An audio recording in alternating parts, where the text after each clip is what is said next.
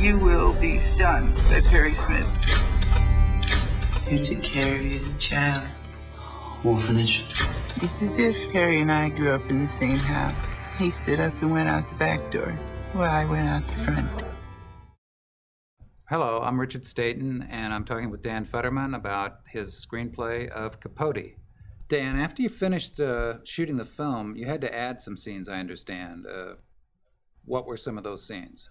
What got added? The scene at the beginning where he's at the party, he had a conversation with Jimmy Baldwin and talks about that. That got added. There's a brief scene on the train with Truman and Harper Lee, right, where he plays this sort of trick on her. That was the only glimpse of Truman before entering into the world of Kansas. And it wasn't enough. That what you got then for the next 20 minutes or so was Truman being uncomfortable, having a hard time fitting in. And it was the wrong way to start an understanding of his character, and that what we realized we needed was something that caught him before he ever saw this article in the Times, and showed him in his element as the great storyteller, the center of attention at a party where we weren't sure what it should be, but it needed some little nugget where you got it. You just got him, and you got what was unusual about him and what was seductive and funny and why people were drawn to him. And so I think I wrote 6 or 7 different versions of what that scene would be. And we finally hit on this essentially monologue at a party with other people kind of chiming in. A literary party with many, many writers. That's right. There was a wonderful scene where he is in Kansas and is trying to get the town to open up to him. Because originally they didn't know if they'd ever catch the killers.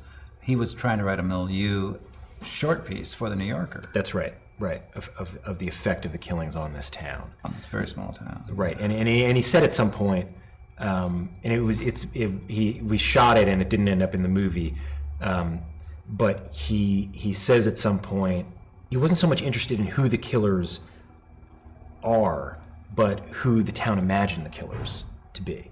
Right. And that was going to be the subject of what he was writing, that what they were scared of as a result of this incredibly shocking thing happening in their midst that had never happened before.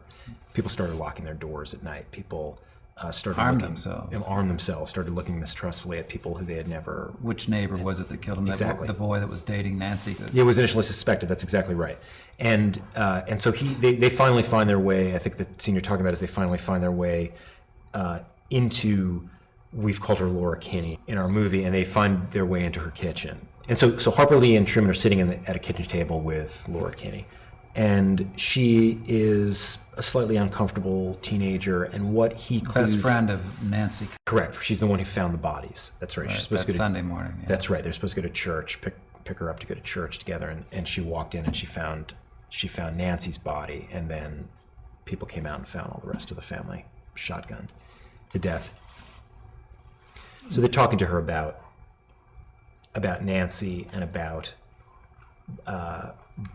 Bobby Rupp was the boyfriend of Nancy Clutter.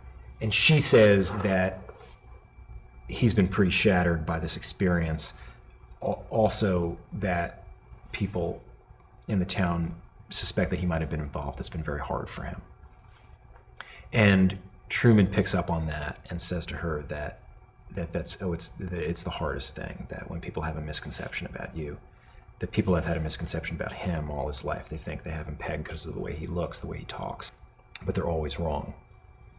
And he says, you know what I mean? And it's exactly what this sort of awkward teenager needs to hear, that as a teenager, people have a misconception about you all the time, and you're never quite understood, and you have a hard time making yourself understood. And she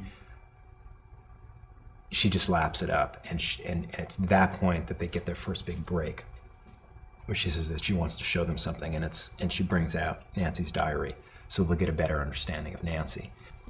And I think that's the first moment that in the movie where you get a sense of this mechanism by which Truman would extract things from people.